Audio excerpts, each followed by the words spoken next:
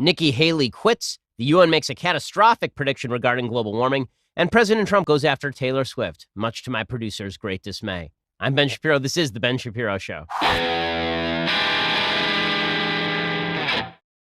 Well, after the laughter and revelry of all the Brett Kavanaugh confirmation, it turns out that today is indeed a sad day because two icons were lost to us. Nikki Haley, for me, UN Ambassador Nikki Haley, for me, she resigned today. We'll talk about that in just a second. And Taylor Swift came in for some harsh critiques from President Trump, much to my producer Senya's dismay. So we'll get to all of that as well. But first, let's talk about that thing that you are wearing on your wrist. Is it nice, that watch? I don't think so. Is it as nice as this watch? No, it is not as nice as this watch. How do I know? Because you don't have a Movement watch. Do you? Do you? Well, you certainly should. Movement has come pretty far from being crowd-funded kids working out of a living room. In the past year, they've not only introduced a ton of new watch collections for men and women, they've also expanded to sunglasses and fashion-forward bracelets for her. I have a Movement watch. My wife has a Movement watch. I actually have two of them. My parents both have Movement watches. They make a great gift. They are really nice-looking watches for not a particularly luxurious price. Movement watches are all about looking good and keeping it simple. They don't tell you how many steps you're taking or how many calories you burned. All they do is tell you the time, which is what a watch is supposed to do. Movement watches start at just $95 at a department store. You're looking at $400 to $500. Movement figured out that by selling online, they could cut out the middleman and save on cost, and you reap the benefit. Get 15% off today with free shipping and free returns by going to mvmt.com/Shapiro. That's mvmt.com/Shapiro. Classic design, quality construction, styled minimalism. See why the movement keeps growing. mvmt.com/Shapiro to check it out. So, today is indeed a sad day. Ambassador Nikki Haley, United Nations Ambassador Nikki Haley, my spirit animal. She decided that she was going to resign apparently a few days ago, and that was just announced today. All I can say is I'm stuck in a glass cage of emotion. A glass cage of emotion. I'm so sad right now. The sadness overwhelms me at times. If I have to take a break to go cry in the corner and just rock myself and eat ice cream, that might be happening a little bit later in the show. We'll try to avoid it as best we can. Nikki Haley made that announcement in the White House with President Trump today. It was a shock announcement. Here's what she had to say. It has been an honor of a lifetime. I said I am such a lucky girl to have been able to lead the state that raised me and to serve a country I love so very much has really been a blessing, and I want to thank you for that. Now, Nikki Haley was indeed a badass in her job as the UN ambassador. She basically spent every day going in and yelling at despots, and she was great at it. I mean, she would go in and she would talk about how the United States was exceptional and America was a unique place and our allies like Israel were worth supporting, and how the UN was basically the most Isley of the international institutional sort of layout. And she was exactly correct about all of those things. I will miss Nikki Haley greatly. She explained some of the things that she got done as UN ambassador. I'm most excited. Look at the 2 years. Look at what has happened in 2 years with the United States on foreign policy. Now, the United States is respected. Countries may not like what we do, but they respect what we do. They know that if we say we're going to do something, we follow it through, and the president proved that, whether it was with the chemical weapons in Syria, whether it's with NATO, saying that other countries have to pay their share. I mean, whether it's the trade deals, which have been amazing, they get that the president means business. Okay, so there are a bunch of rumors about what's going to happen next. People suggesting that Nikki Haley is going to take Senator Lindsey Graham's spot. Lindsey Graham is going to become the UN ambassador. That's not going to happen. I'm just going to say that right here, right now. Lindsey Graham has no interest in giving up a Senate seat to go be UN ambassador. It would be a great solution. It would be really Machiavellian to move her into the Senate where she could just do battle with Kamala Harris on a daily basis. It would be spectacular. I would enjoy watching it. And Lindsey Graham would actually make a terrific UN ambassador because it would be full-time Lindsey Graham 2.0. That's all that he would do all day long would be Lindsey Graham 2.0 and just yell at people, which would be amazing. But unfortunately, I don't think that's going to happen. There's some rumors that maybe it'll be Dina Powell, who was a former member of the administration, or maybe it'll be Rick Grinnell, who would be terrific. He's our current ambassador to Germany. I really doubt that they're going to call him back from Germany to make him UN ambassador. There are a few other possibilities. Nikki Haley is not going to stay with the administration. She is out. She is not going back to the Senate. My guess is that she is going to go back into politics maybe a couple of years from now. But I get the sense from her, from folks who know her, that she actually does just want to take some time out, that she's sort of been burned out on this job. And I hear her. I mean, that's a pretty brutal job. I met with Ambassador Haley just a few months back, And it's not the easiest job in the world going in there every day. Number one, having to watch what the administration is saying and doing. And number two, having to go in with some of the worst people on earth and try to negotiate with them on a regular basis. So good for Nikki Haley. And she certainly has all sorts of gratitude from folks like me for everything that she did. I'm very sad indeed to see her go. Meanwhile, the United Nations put out a report, and this is getting all sorts of press on the left, and so I think it's worth going through in detail. So the UN is not a good institution. It is an institution that is replete with the interests of a lot of very, very bad nations who have interests that are not quite American interests. But one area where the UN actually has done some research, one area where science is supposed to take the leading role, is with the Intergovernmental Panel on Climate Change. There's a big report out today. It came out on Monday, actually. And it is a report all about the supposed higher risk from climate change, even with a lower level of climate change. So we were told for many years that over the course of the next century, we were going to get to 3 to 4 degrees Celsius climate change in across the planet. That was going to be the average climate change. And then it turns out that this new report basically says that we are warming less fast than the UN thought we were. So the UN keeps giving these 10-year windows. And in 10 years, we're really going to have blown it. In 5 years, we're going to have blown it. In 3 years, we're going to have blown it. Well, now, the new report, this should be the headline today. It's not the headline. The new report basically suggests sort of the opposite, that this is in chapter 2 of this new report. And the key quote says, quote, "There is high agreement across various lines of evidence assessed in the report that the remaining carbon budget for 1.5 degrees Celsius or 2 degrees Celsius would be larger than the estimates at the time of the AR5. The AR5 is the last big study they did. That was back in, I believe, 2013, 2014. What that means, in non-science speak, is that it turns out that our carbon emissions have been lower than they thought they were when they first made their estimate, which means that the climate is warming at slightly a lower rate than they thought it would be at this point. So the estimated date for hitting 1.5 degrees Celsius of global warming is actually, it's been pushed out further now. They were saying that we were going to hit that in 3-4 years. Now they're saying we're going to hit that in 10 years. They keep pushing that down the line. The reason that this creates some skepticism among folks is not because people don't necessarily believe in climate change at all, as though the climate is not changing. It does raise questions as to the sensitivity of the climate to human-produced carbon emissions, human-produced greenhouse gases. Skepticism, I think, is warranted with regard to some of the more outrageous claims that are being made by UN members and radical leftists who do indeed, many of them, have an alternative agenda. And I'm not just saying they have an alternative agenda, they're basically saying so. There's going to be Eric Holthaus, who is a meteorologist and a visiting scholar at UMNION. I'm not sure, the University of Minnesota, I suppose. He actually calls for an end to capitalism in order to fight climate change. Now, there are a lot of folks on the right who have been suggesting for a long time that was actually the agenda here, that all of the worry, the extreme worry about climate change was really designed to hamper America's economy in the world. And the evidence for this was actually present, right? There was evidence that, for example, the Paris Accords, which were demands on the United States that we were supposed to radically shift how we did business, while other countries made empty promises about how they did business, right? China suggested, for example, that they were committed to reducing greenhouse gases after peaking in 2030. Well, American studies already showed that China was planning on peaking its greenhouse gases in 2030. So they promised to do something they're already going to do. India promised that they were going to gradually lower greenhouse gas emissions at some point in the future.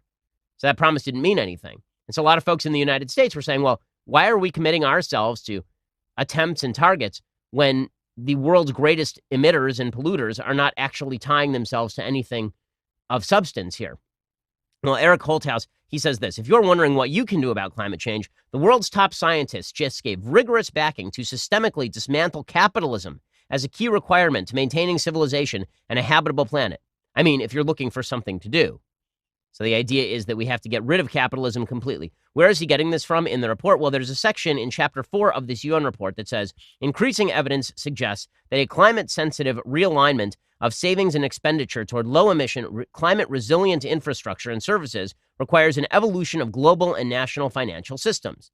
Estimates suggest that in addition to climate-friendly allocation of public investments, that would be like building levees and ensuring that there's infrastructure, a potential redirection of 5 to 10% of annual capital revenues is necessary. So basically, the entire profit margin should be redirected, as the UN suggests that it should be redirected.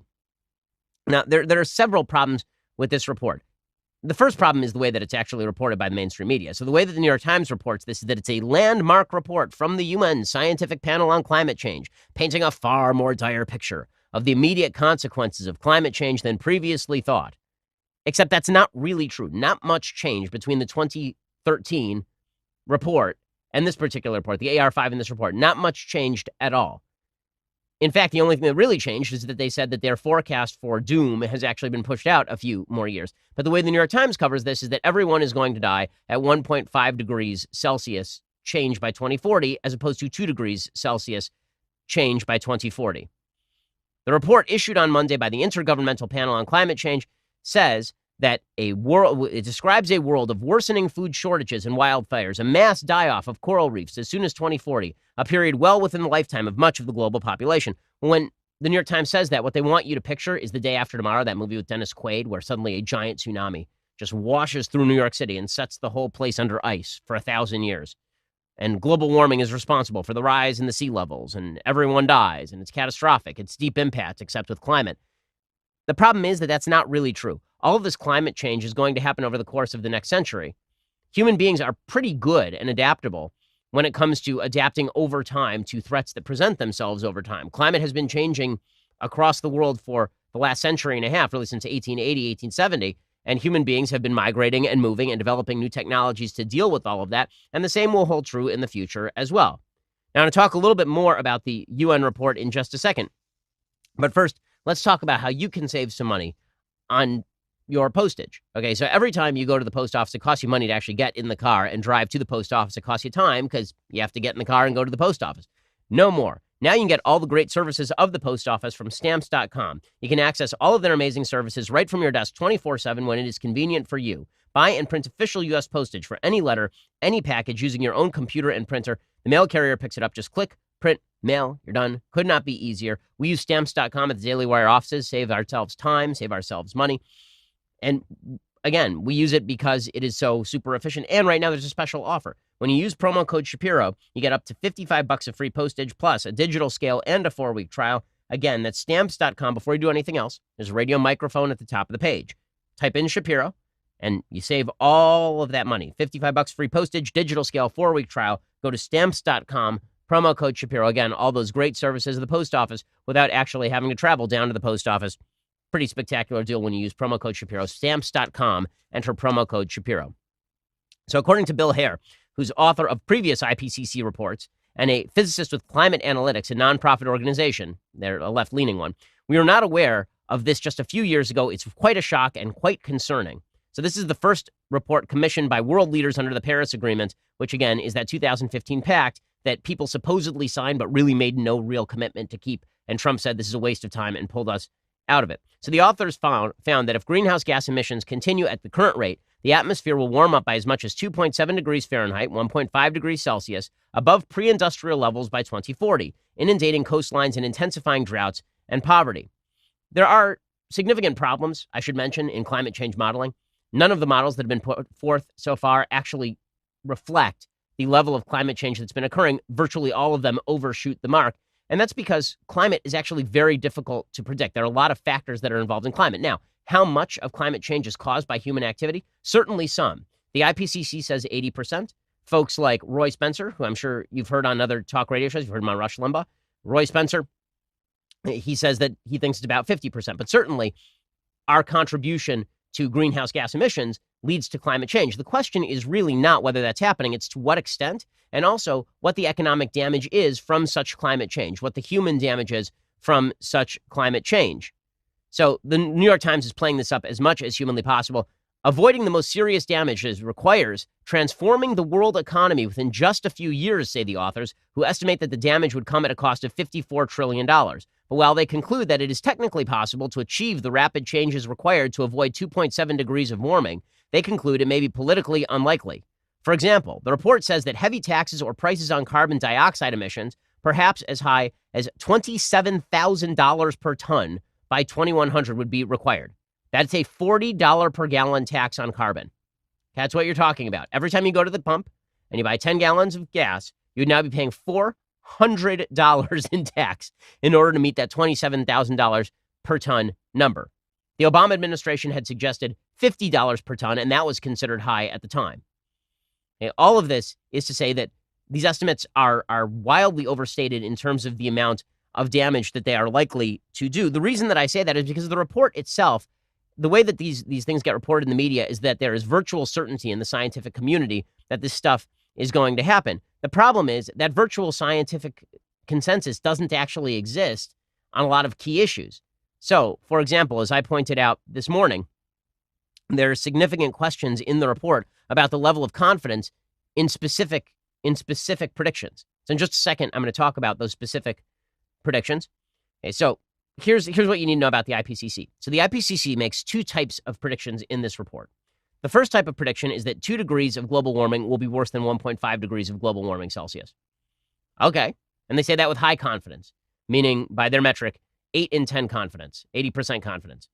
Okay, well, that sounds fair, right? I mean, seems like more global warming would be worse than less global warming. That seems like the assumption that we're going on. Then they get to the actual specific predictions. And with those, virtually every specific prediction they make about the amount of damage that's going to be done to the world climate based on 1.5 degrees Celsius of change, virtually all of their predictions are couched in terms of medium confidence. Medium confidence, according to the IPCC, at least according to a 2007 report where they defined the terms, it's the only place I could see them defining the terms. Medium confidence means a 50-50 shot. So basically flip a coin as to whether they are right or wrong on this.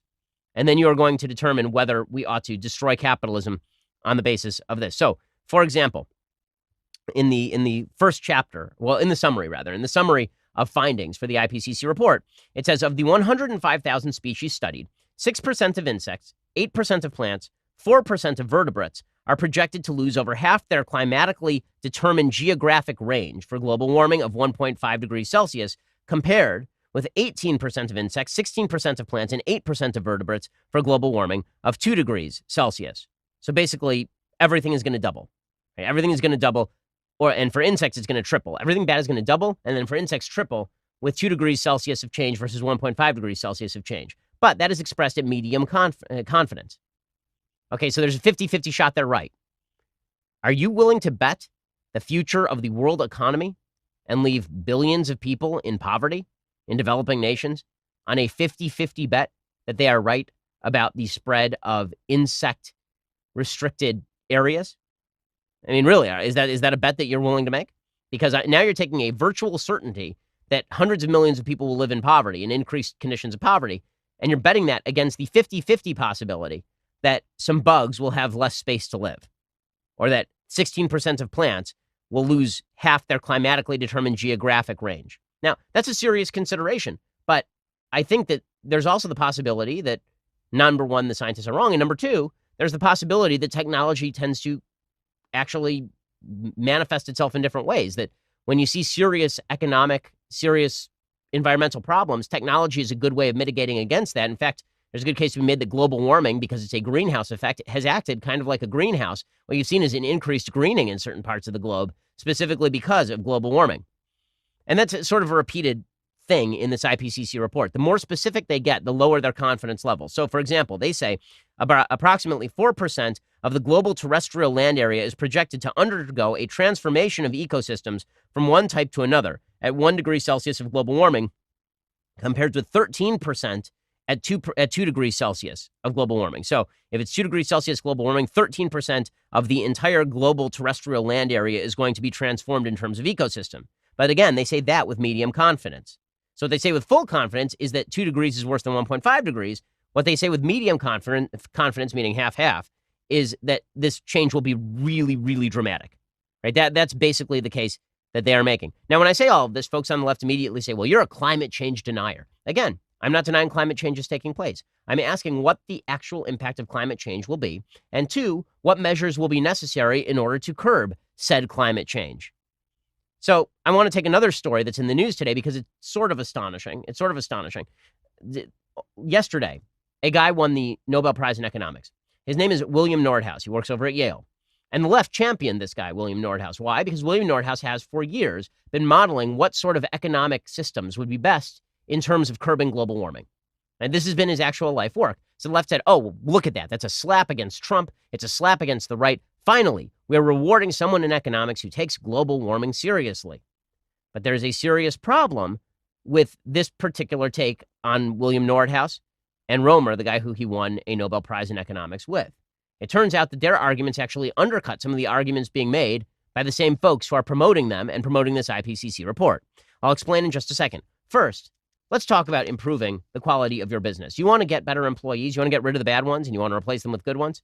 I know you do, Colton. I'm looking at you nodding right there. Well, if you do, don't be so sure, Colton. If you do, check out ZipRecruiter.com/dailywire. ZipRecruiter is the best site for job finding, okay? Unlike other job sites, ZipRecruiter does not wait for candidates to find you. Instead, ZipRecruiter finds them for you. They have powerful matching technology, scanning thousands of resumes, identifying people with the right skills, education, experience for your job, and actively inviting them to apply. So you get qualified candidates fast. You don't have to sort through wrong resumes. You don't have to wait for the right candidates to apply. It's no wonder that ZipRecruiter is rated #1 by employers in the United States. That rating comes from hiring sites on Trustpilot with over 1,000 reviews. And right now, my listeners can try ZipRecruiter for free at this exclusive web address, ZipRecruiter.com/dailywire. Go check it out for free. ZipRecruiter.com/dailywire. That's ZipRecruiter.com/dailywire. ZipRecruiter is indeed the smartest way to hire. That's why we use it at the Daily Wire offices ourselves. ZipRecruiter.com/dailywire and try it out for free. Okay, so as I say, a lot of folks on the left very excited about William Nordhaus actually winning a Nobel Prize in economics for his work on the economics of climate change.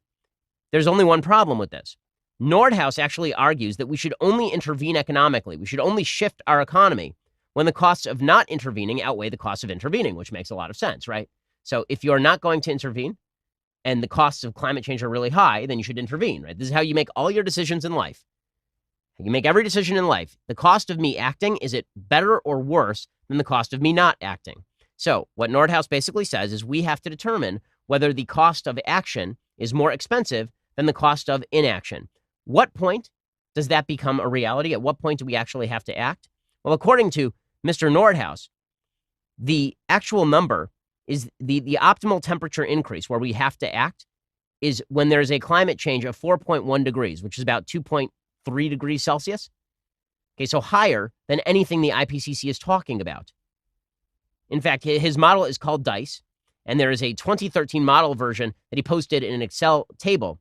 The key data here is that he estimated a cost in the year 2100 of 4% of global GDP, which is the equivalent of reducing annual growth over the century from about 2.27% to 2.22%, or postponing the prosperity of 2100 until 2103. So if the worst case scenarios hit, he is talking about a cost in the year 2100 of 4% of GDP, which is not all that high. We can cope with it. It's something that we can deal with. In August, he actually published an updated discussion of this model. I talked to the Oren Cass this morning, who's an expert on this stuff over at Manhattan Institute, does wonderful work.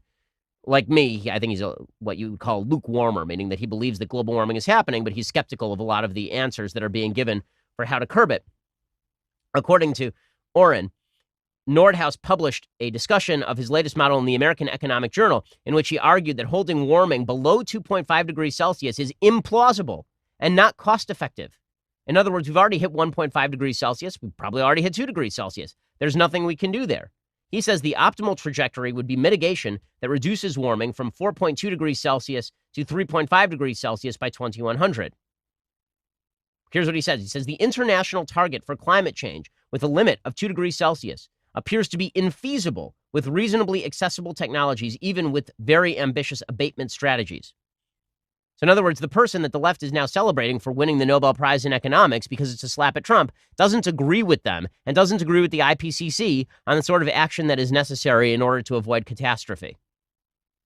So it's pretty important thing to know, you would think, but the media is not covering any of that stuff. Instead, they're just going with the fully alarmist idea that we are on the brink of disaster and we're all going to die. The IPCC report, by the way, makes a bunch of political statements. Many of them are uncalled for, including they go after nuclear energy. So if you actually did want to curb carbon emissions, if you actually did want to prevent global warming by curbing greenhouse gases, presumably you'd be in favor of nuclear power. But the IPCC authors, because they are politically of the left, oppose nuclear energy. Here's what they say. They say nuclear energy can increase the risks of proliferation, have negative environmental effects, e.g. for water use, and have mixed effects for human health when replacing fossil fuels. Okay, that's just not true. Studies show that The nuclear energy industry is the safest industry in making electricity. Climate scientists found that nuclear energy has saved 1.8 million lives by preventing premature deaths from air pollution. This is according to Forbes.com. Where nuclear was 19% of U.S. electricity last year, solar and wind still constitute just 1.3 and 6.3% of electricity. But the IPCC is saying, forget nuclear, forget coal, forget gas. Instead, we need to bank on solar and wind. Yeah, good luck with all of that. Good luck with all of that. All of this seems, frankly, like an attempt to avoid the reality, which is that we have to make economic decisions based on possibilities and probabilities, that you don't get to destroy capitalism wholesale just because you don't like capitalism. And when you hear people saying wild things about how the cities are going to be underwater and millions of people are going to die and all the rest, just remember that there is an agenda backing some of these folks, and that the alarmist predictions of folks like Al Gore have not, in fact, come true.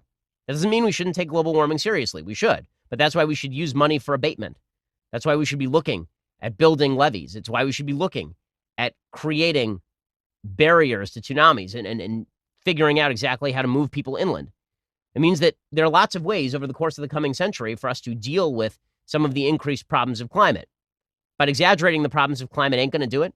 And then suggesting that we overthrow capitalism to do it is not exactly a smart solution. Nonetheless, radicalism rules the day. And it's driven by a sort of weird millenarianism.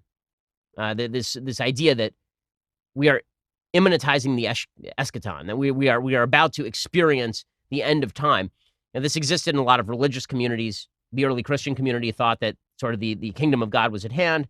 It's happened in the Jewish community too. You see it among certain Muslim sects. Well, you see it in the secular world too. The idea that we are living in the end times and the apocalypse is basically upon us. And that means that harsh action is necessary. We need harsh action now. We need crazed action now, because if we don't, everyone is going to die. Millions will die. Millions will die. And we keep hearing this about the increase of hurricanes and tornadoes, even though there's been no actual increase in the number of hurricanes or tornadoes. We keep hearing this about the supposed outsized impact of hurricanes and tornadoes, even though, for example, in Bangladesh, which just experienced a pretty significant hurricane within the last year, about 4,000 people died. In the 1990s, there was a similar sized hurricane, 100,000 people died. What did that mean? It meant that Bangladesh actually spent the money and provided the resources necessary so that fewer people died. In other words, human beings, as intelligent animals, have the capacity to adapt to our environment. We've been doing it our entire existence. Nonetheless, the feeling that we are living in crisis mode has permeated the left to a really extraordinary extent. And that reaches all the way down to the lowest level of the Democratic Party. I mean, the lowest level, meaning the folks in Antifa. So if you haven't seen this, I have to show you this tape from Antifa in Portland. Antifa has basically taken over the city. For folks who don't know what Antifa is a wild leftist group. They call themselves anti-fascist. What they actually want to do is prevent anyone from saying anything they disagree with. They just want to prevent anyone from talking. They wear black. They beat people up who they disagree with. They took over an actual intersection in Portland, and the authorities did nothing about it because, of course, this is Portland. Just go that way. Because I told you to. Really? Mm-hmm. Don't hurt Yeah, me. brother. Just go. Yeah, you little white little. Really? Yeah, you're a little whitey, aren't you? The First Amendment. Get the down the road. Please just keep going the direction. Just please turn right Please for go Christ's the sake. direction I asked For you to Jesus go. Christ's sake, just turn right. Please, you're will you? blocking traffic and they're getting pissed at you. blocking traffic. You can turn. Okay, so obviously Antifa has taken over the city, and they're telling people where to go. Where the hell are the cops? Well, the answer is the cops are nowhere to be found, because for months, Portland has been controlled by Antifa. There's an article from August 2018 by Andy, I believe it's pronounced Ngo, or maybe the N is silent. He's an editor at Quillette, and he has a piece called "Anarchy Breaks Out in Portland with the Mayor's Blessing." Here's what he says. Along the trolley tracks behind the U.S. Immigration and Customs Enforcement Field Office, a biohazard cleanup crew works under police protection. It finds used needles and buckets of human waste simmering in nearly 100-degree heat. The smell of urine and feces fills the block. For more than 5 weeks, as many as 200 people had occupied the site to demand ICE's immediate abolition. They're gone now, but the community is left reeling. 38 days of government-sanctioned anarchy will do that. A mob surrounded ICE's office in southwest Portland, June 19th. They barricaded the exit. They blocked the driveway. They sent guards to patrol the doors. They trapped workers inside. At night, they laid on the street, stopped traffic at a critical junction near a hospital, and police stayed away. At this time, I am denying your request for additional resources, said Portland Police Bureau Deputy Chief Robert Day, writing to federal officers pleading for help. Hours later, the remaining ICE workers were finally evacuated by a small federal police team. The facility shut down for more than a week. So the locals just let Antifa run roughshod. And that's not really a surprise. The radicals have taken over large swaths, have left Tom Perez, the head of the DNC, is now essentially admitting that there are no moderates left in his own party. When we see that there are no guardrails in Washington, I mean, we know that for sure. There are no moderate Democrats basically left, moderate Republicans left in the United States. There are no moderate Republicans left in the United States Senate. Freudian slip there from Tom Perez. There are no moderate Democrats because there really are not. I mean, the number of moderate Democrats has declined. How much so? So much so that our own producer, Senya, is experiencing great tragedy today. I'll explain why this has an impact on Senya in just a second. But first, let's talk about your Second Amendment right. So you're a gun lover. That means the clock is ticking for you. How would you like to hit the range tomorrow with a brand new gun? I know I'd love that.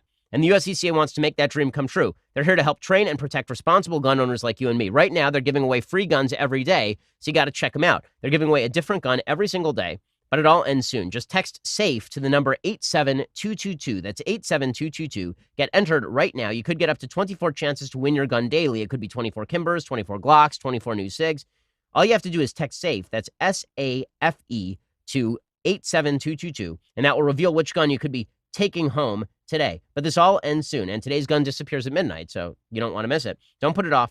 Go check it out right now. Text SAFE to 87222. Get your free entry to win right now. That's SAFE to 87222. SAFE to 87222. Just go check it out right now. The USCCA has a lot of great services, ranging from legal services to educational services. They want to make sure that law-abiding gun owners have all the resources they need to fulfill their responsibilities under the Second Amendment and fulfill their rights under the Second Amendment. Go check it out right now by texting SAFE to 87222. Okay, I want to get to the saddest story of the day, even sadder than Nikki Haley for Senya, in just 1 second. But first, you're going to have to go over to dailywire.com and subscribe. For $9.99 a month, you get the rest of this show live. You also get the rest of Michael Knowles' show live, the rest of Andrew Klavan's show live as well. Also, when you subscribe right now, you get access early to the audio and video versions of Another Kingdom. Season 2 is coming out, I believe, on Friday, right? So season 2 is beginning on Friday with new episodes, and that includes a really cool visual component you won't get to see unless you are actually a member. So go check it out. For $99 a year, you can get all of those things, plus the greatest in all beverage vessels, the leftist tears hot or cold tumbler, so valuable that I once again forgot it in my hotel room as I am on the road. I left it there for protection. It's the only thing in the safe. So go check that out right now, and you can have one even when I do not. Also, please leave us a review at iTunes. It really does help the rankings over at iTunes. So we encourage you to leave a 5-star review. If you don't like the show, don't leave a review. Instead, I think you have better things to do with your time, frankly. So go check us out right now. We are the largest, fastest growing conservative podcast in the nation.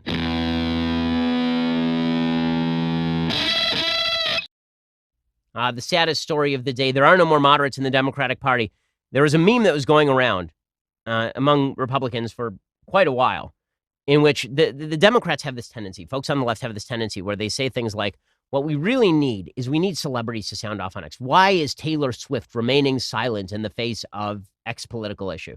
Why, Taylor Swift, why don't you have a comment on Brett Kavanaugh? Taylor Swift, why don't you have a comment on climate change? Taylor Swift, why don't you have a comment on this local dog catcher's race in Tennessee?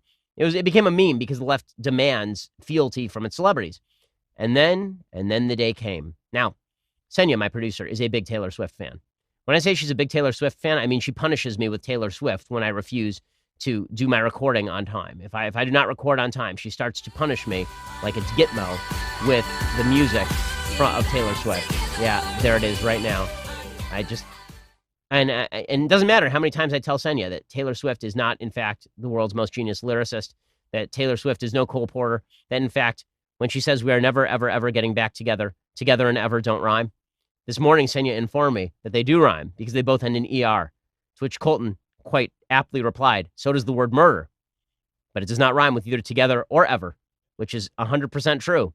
And also, Senya should know that since I have heard there's a rumor going around the office that Senya is, in fact, a serial killer. In any case, Taylor Swift has finally broken her silence, and it turns out, just like everyone else in Hollywood and the music industry, she is a person of the left. So here is what she tweeted.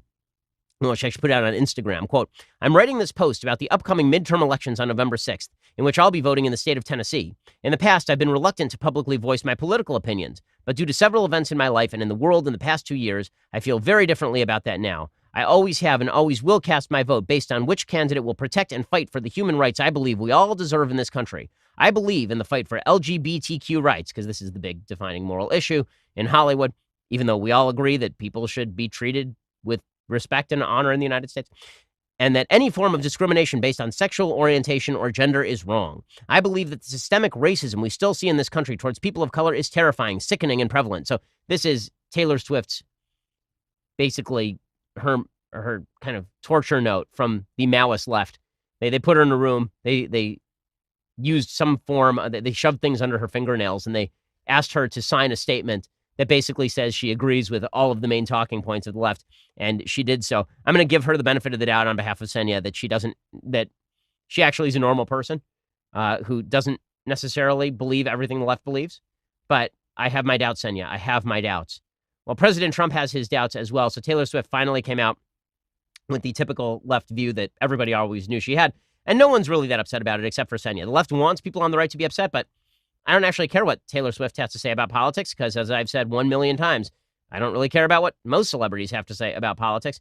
In any case, President Trump, I think, had the final word on the matter. Here was President Trump's opinion of Taylor Swift, a sentence no sentient human being ever thought would be read into our political lexicon. When George Washington founded the country, I'm sure he was thinking, when will we have a president who was a reality TV star commenting on a pop star's opinions of a Tennessee Senate race regarding LGBTQ rights?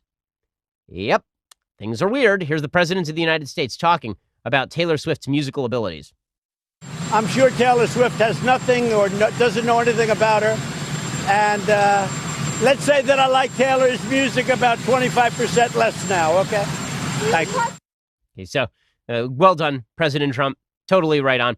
Okay, the left has continued to get more and more extreme. In just a second, we're going to talk about all of that, and we're going to talk about President Trump's response to all of that.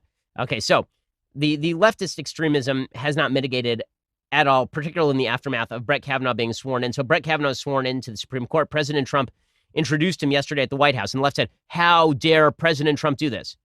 Oh, except that Obama did it, and so did Bill Clinton. This is sort of a regular thing. But it was really bad because Trump did it. That's what we've learned. We've learned that normal things are really bad when President Trump does it. In fact, President Trump is an uncivil boor, right? That's what we keep hearing.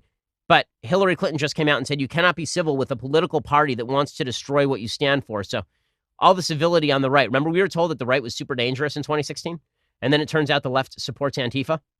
Yeah, well, they're doing the same thing with regard to Trump doing normal things in the White House. He introduced Brett Kavanaugh and did what I think is correct. He apologized to Brett Kavanaugh for what Brett Kavanaugh just had to go through for simple partisan political reasons. Here's President Trump getting it correct.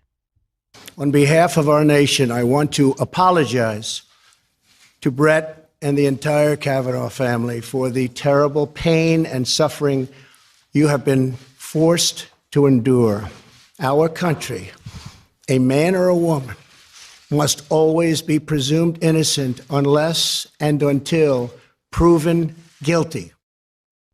Okay, so President Trump is correct about all that stuff. It turns out that independents didn't like how Kavanaugh was handled by Democrats either. By a 28-point margin, independents were not particularly fond of how Democrats handled all of that. But that's not going to stop the Democrats from doubling down. Here's an MSNBC legal panelist yesterday talking about how Brett Kavanaugh is going to issue in, and I kid you not, he was going to usher in a 1,000-year Reich, just like the Nazis. Here it is on MSNBC. If this reign that they now have control over all three branches of government, we're going to see if this reign lasts for 30 days or 2 years or a 1,000-year Reich, because that is what these people have set themselves up for. And it's simply a question of whether or not the Democrats are going to join the battle and meet them at the polls. It's a 1,000-year Reich now because Brett Kavanaugh isn't just a gang rapist. He's also a Nazi. That's exciting news that we've found out about. And my favorite part of this particular segment, by the way, was Noah Rothman, a guy with whom I'm friends. He was on MSNBC, writes for Commentary Magazine. And he started trying to explain why Roe v. Wade was not settled law. And he was then accused of mansplaining on MSNBC because this is how far we've come as a country.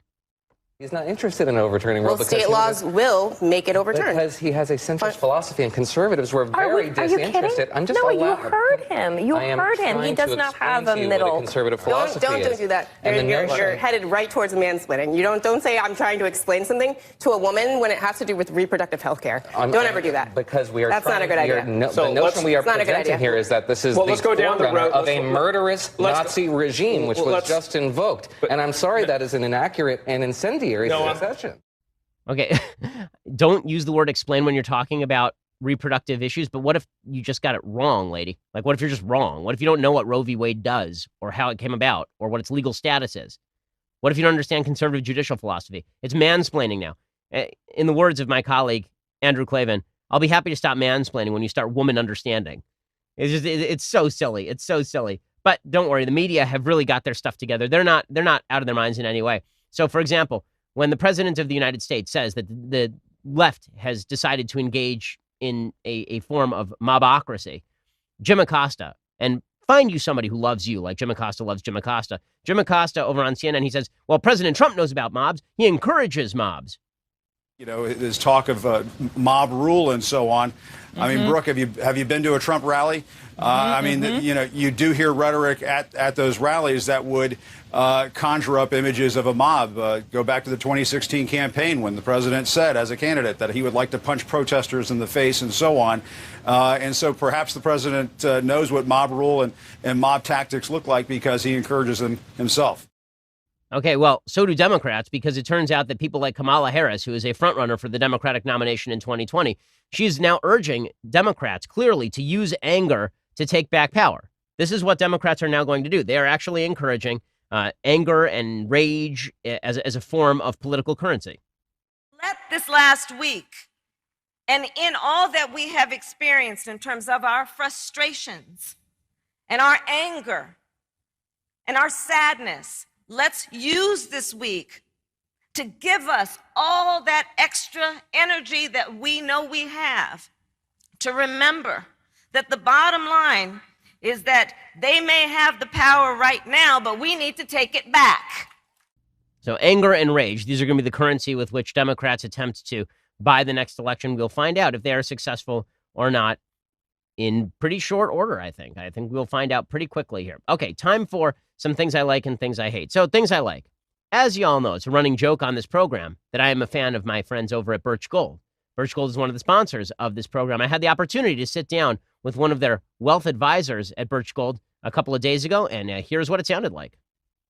But first, everybody who watches the show knows that I'm a big Birch Gold fan, and that's not just because they're advertisers. They're the folks that I trust with precious metals investing. Right now, Philip Patrick, who's a senior precious metals specialist, has stopped by. I want to ask him some questions about precious metals investing. So, Patrick, let's begin with this. Obviously, the national debt is out of control. It continues to grow under Republicans, under President Trump. Do you think that the national debt is going to result at some point in a certain amount of quantitative easing and inflation? It's a tough question to answer because, quite frankly, we don't know how it's going to end up. What I can say, and as you mentioned, of course, the situation's becoming quite dire, right? Our national debt has close to doubled over the last 10 years. Now, it's been tenable because, or manageable, I should say, because interest rates have been very low. The average interest rate on our federal debt for the last 30 years has been about 5%. We get back to that level and it creates a big issue. Debt repayment, $825 billion a year. And at that point, it's somewhat insurmountable. Do we then revert to quantitative easing again? Who knows, but it's certainly a possibility. And if the currency begins inflating, obviously it's one of the reasons that you'd want to hedge your bets with some investment in precious metals. What does that mean in terms of the stock market? Because right now the stock market is going great guns. I have a lot of money in the stock market. I'm sure a lot of our listeners have a lot of money in the stock market. Where do you see that going? It's tough to tell right now. The numbers are somewhat frightening. You look at something like the Buffett indicator, a key metric for him to determine value in the markets. Right now, the Buffett indicator is suggesting that the stock market is significantly overvalued. Then you start to scratch beneath the surface. You look at price to earning ratios, and it really does look frightening. I mean, we have a PE ratio of 33.5 in the S&P right now. Historical average is about 16. It was 30 before the Great Depression. So the numbers don't look good. Okay, so if that's the case, how worried should we be? How soon can we expect a correction of some sort? Look, again, it's sort of tough to tell because we mentioned quantitative easing. I think the market in this climate to some degree reeks of manipulation. So how far can we push these problems away is the big question. I'm sort of the mind of the JP Morgan. JP Morgan said a couple of years ago, within 3 years, they felt 92% chance it corrects. That gives us about a year from today. And I'm of the mind, certainly. We're looking at money flows now out of the Dow Jones. Big institutions are starting to bail. Typically, that's a sign that correction is to follow. The big question that a lot of folks have when they look at precious metals investing is, of course, how much of my money should I put in precious metals? Because when people hear precious metals investing, they think that folks are encouraging them to take every dollar they have, put it in gold bars, and shove it in their basement. No. And that obviously is not a great strategy. I'm diversified, meaning I have some of my money in precious metals. What do you think is the proper way to think about this? Well, first of all, I think you hit the nail on the head. I mean, you certainly don't take everything you have and put it into precious metals or really anything, quite frankly. Look, I think for an individual thinking about it, the first thing you have to consider is your own comfort level, right? Comfort is important. I don't think you ever push beyond that. Outside of that, you've got to think about what you're trying to achieve. So I would say most of our customers are looking at a hedge. Precious metals work very well because they tend to be contrarian to the markets. The idea being one side goes down, the other goes up. Well, the only thing to think about is in order for that to function, it has to be weighted proportionally and it has to be sufficient enough to function. Okay, so tell me a little bit about Birch Gold specifically. So I've talked about why I trust Birch Gold, the 5-star reviews, the A+ rating from the Better Business Bureau, and all the rest. But folks hear, a lot of different shows with a lot of different gold companies. Mm-hmm. What's the distinction between Birch Gold and some of those other companies? I mean, you mentioned a lot of the stuff there, but I think the key difference for us is the approach and the style. For us, it's about education. I think that for an individual to make a decision effectively, they have to have the tools in order to do that. And that's what we really try and focus on. It's providing information, giving our customers the information, the knowledge they need to make the right decision for themselves. Okay, so I have to ask you, how did you get into this business in the first place? Because you're a pretty trustworthy guy. It's one of the reasons I like working with you folks at Birch Gold. How did you get into this? Me personally, I was a banker. I was working for Citigroup. I was a wealth manager. Actually, in and around the time of the 2008 crash, I started to think about what would be good moving forward, what sort of climate we were heading in, and ultimately it led me to Birch Gold Group and to the United States. Well, as I've said before, Birch Gold Group, they're the folks that I trust with precious metals investing. They do have that A+ rating with the Better Business Bureau. They do have the 5-star ratings from an enormous number of clients, and I know they're giving away comprehensive 16-page free kits when you go and check out birchgold.com/Ben. So go check that out right now. You can get all the information you need, and then talk to somebody like Philip over there, and he'll tell you everything that you need to know about investing in precious metals. Make sure that you feel secure, because the folks at Birch Gold, they don't want to just sell you something. They want you to feel secure in your investment. They want you to know what your expectations are. And as I've said before, we live in a really uncertain environment politically, internationally. Things are very good right now. Well, sometimes that means that it's the calm before the storm, and it's worthwhile being diversified. It's worthwhile making sure that you have enough in the bank to ensure that should things change on the stock market front, that you are insured against possible change in the future. Gold has never been worth zero. So go check it out. My friends over at birchgold.com/Ben, they really do a wonderful job. Philip, thanks so much for stopping by. Really appreciate it. Thanks for having me, Ben. Okay, a couple of other things that I like today. So there's a new movie coming out on Friday. It is Gosnell. It was worked on by my friend Andrew Clavin and my other friend Nick Searcy. Obviously, Phelim McAleer and Ann McElhaney are behind it as well. And here's a little bit of the preview. You should go see this, because Hollywood would not make a movie about the most prolific serial killer in American history. It took a crowdfunding effort by The Right to actually make this happen. It stars Dean Cain, another person I'm friendly with. I've seen the movie. The movie's quite good. And it is all about the discovery, investigation, and prosecution of an abortion doctor who was killing babies after they were out of the womb and was responsible for the death of women he was operating on inside his clinic. All right, listen up. We are looking for anything that looks like drugs or paraphernalia. Philadelphia Police Department, we have a search warrant. What is that smell? Man, you gotta see this. Is this normal?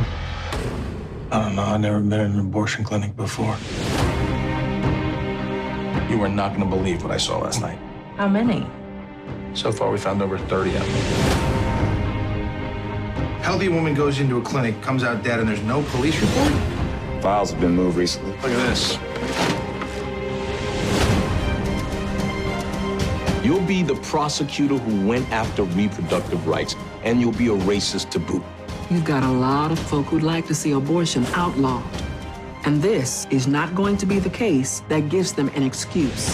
Prosecution has offered you a plea bargain, Dr. Gosnell. The movie's well worth watching, and it's you know, the only movie that's ever been made really on the abortion topic in a serious way. So, or at least in a mainstream kind of crime thriller way. But this happens to be a true story as well. My good friend Zoe Rachel is in this as well. So I have a lot of friends in this movie. So, you know, take my review with a grain of salt, but then go see the movie because it is worth seeing. And we should also support conservative entertainment when it gets made. Other things that I like today. One more thing that I like, since, you know, it is a sad day with Nikki Haley going, I have to do some things I like to make myself feel a little bit better about life. So one of the people who won a Nobel Prize this week is a guy known as Dr. Miracle.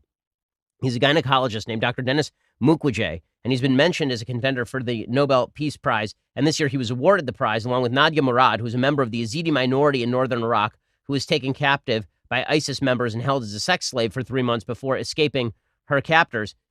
Dr. Mukwege opened a hospital called Panzi Hospital in 1999, and he wanted to improve the maternal mortality rates in the capital of Eastern Congo, where about 1 in 100 women died during childbirth. But their first patient hadn't come to deliver a baby. She'd been raped with extreme violence. So the doctor started working on rape cases. He's treated tens of thousands of women for rape since opening Panzi Hospital. Those survivors, who range in age from toddlers to seniors, suffered complex gynecological injuries inflicted by members of rebel groups and the Congolese military. The healing process goes beyond surgery and therapy, according to NPR. The Panzi healing model is a 5-pillar process, and he talks about how he's helped all of these women. The 5 pillars are medical treatment, psychosocial therapy, socioeconomic support and training, community reintegration, and legal assistance. And he's been known in humanitarian circles for years, but it's about time that he won a Nobel Peace Prize because that actually is something well worth celebrating. Thank goodness. I mean, sometimes I guess the Nobel Committee actually gets it right on occasion, so that's worth noting. Okay, time for a couple of things that I hate. So things that I hate today. Alexandra Ocasio-Cortez, she's back. I'm not meaning to catcall her here. I mean, I don't really even know Alexandra Ocasio-Cortez, but she just keeps saying silly things. And this week, she's decided that the Electoral College is the shadow of slave power. This is what she said. She said, "It is well past time we eliminate the Electoral College, a shadow of slavery's power on America today that undermines our nation as a democratic republic." What now? So it is worth noting that the state of Virginia was one of the most populous states in the Union when the United States was originally formulated. They weren't necessarily in love with the idea of an electoral college specifically because of that, right? James Madison didn't actually want a Senate because he felt like we should be represented by population because he was from the state of Virginia. The Electoral College is not about the shadow of slave power. It's thanks to the Electoral College that Abraham Lincoln was president, is the truth. Because Abraham Lincoln did not win a majority of the vote in 1860. He won a minority of the vote. If it had been popular vote, maybe they'd have a runoff. Maybe there'd be a different system, but that's not how it worked. The Electoral College was designed for a couple of purposes. 1, to allow states to weigh in slightly outsized fashion. And 2, to provide a bulwark against the election of complete tyrants. It was not created in order to protect slavery. That was not the purpose of the Electoral College. So Alexandra Ocasio-Cortez doing solid work there as per her usual arrangement. Other things that I hate today. So there's a piece in the Washington Post all about this podcast and the Pod Save America Bros. It's called The Battle in Your Earbuds, the bros of political podcasting and their quest to reinvent punditry. I think there's a lot about this piece that's good and fine. Dan Zach wrote it, and I appreciate Dan taking the time to write the piece. I will say that I believe Dan is of the political left. I don't think that I'm making any great revelation when I say this. The reason I say this is because there's a fair bit of embedded bias in just even the descriptions in the story. So, for example, it starts in a drab office building across from a used car lot in the San Fernando Valley. The host of the nation's most popular conservative podcast was preparing to interpret reality for his listeners. So we are in, a drab office building across from a used car lot. And we both work there. It ain't that drab. Okay. Our offices are actually quite nice. And then he starts talking about the Pod Save America Bros. And they're the greatest. The Pod Save America Bros, they are just awesome. My favorite part of this story is he asked me about the crooked media guys. And I said, and I've invited them on the show, I disagree with everything they say. This is a direct quote, but I think they're good at what they do.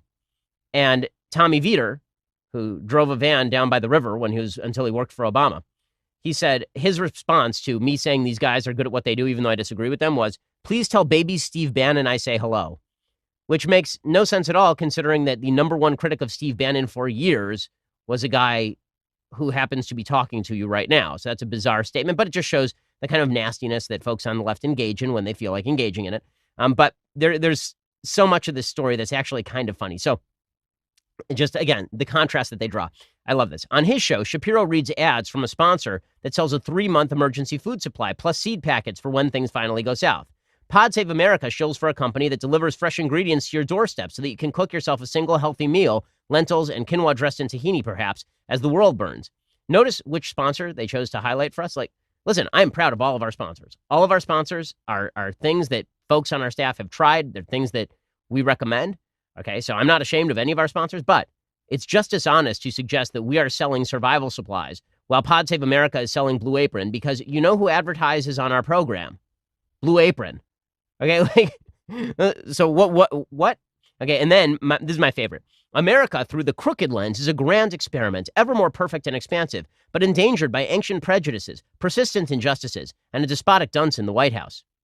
Okay, that's their take on crooked media, right? Just wonderful guys. America through the Shapiro lens is civilization's greatest triumph, a beacon of liberty and opportunity that is under assault from an evil, self-victimizing cabal of leftist baby killers. Well, not quite. I do think that leftist ideology is evil, and I think a lot of people have bought into an ideology that is deeply destructive to the country. But to present me as some sort of radical compared to the Pod Save America bros is insane. It's a crazy, crazy characterization. They're just trying to fight bigotry, and as for me, I'm trying to fight leftist baby killers. That's my thing, because that's certainly how I talk on a regular basis. Me, famous for my incendiary rants. That's my shtick. I also like how they describe the offices, how Dan describes the offices here. He says that the office at Crooked Media has the look of a startup and the feel of a small town newsroom. It's just unbelievable. How do they describe our offices? I mean, this is where you see the bias, right? Shapiro's headquarters has the look of a think tank and the feel of a refurbished doctor's office. Really? Okay, sure. And then I like when he says that we have about 55 employees, and then we have 3 other podcasts, all hosted by conservative men. Right, because we're a conservative company. Turns out, how many conservatives are working over at Pod Save America? We actually have I would guarantee we have a much more diverse group of people who work for us than the Pod Save bros have. I would not doubt this whatsoever. There are folks in our office who I'm sure voted for a Democrat in the last election. There are folks in our office who didn't vote at all in the last election. How many non-Democratic activists are working with folks over at Pod Save America? So, it's overall, I think the article is not bad. I don't want to exaggerate, but I'm just noting kind of the subtle bias that infuses a huge amount of media coverage when it comes to this particular area, and noting that does have an impact on how people read. Okay, well, we will be back here tomorrow with all the latest. Tomorrow we are speaking in Memphis. I believe I'm at University of Memphis? I'm trying to remember. We are in Memphis, and we're getting the name of the university so I don't screw this up in short order. Colton frantically paging University of Memphis. That's right. So we'll see you there, and I look forward to that. In the meantime, let's take a drink for Nikki Haley, be a little bit sad, and we'll be here tomorrow. And no more Taylor Swift. No more Taylor Swift, Senya. We're done with that. Okay. This is the Ben Shapiro Show. The Ben Shapiro Show is produced by Senya Villarreal, executive producer Jeremy Boring, senior producer Jonathan Hay. Our supervising producer is Mathis Glover, and our technical producer is Austin Stevens. Edited by Alex Zingaro. Audio is mixed by Mike Caramina. Hair and makeup is by Jesua Alvera. The Ben Shapiro Show is a Daily Wire Forward Publishing production. Copyright Forward Publishing 2018.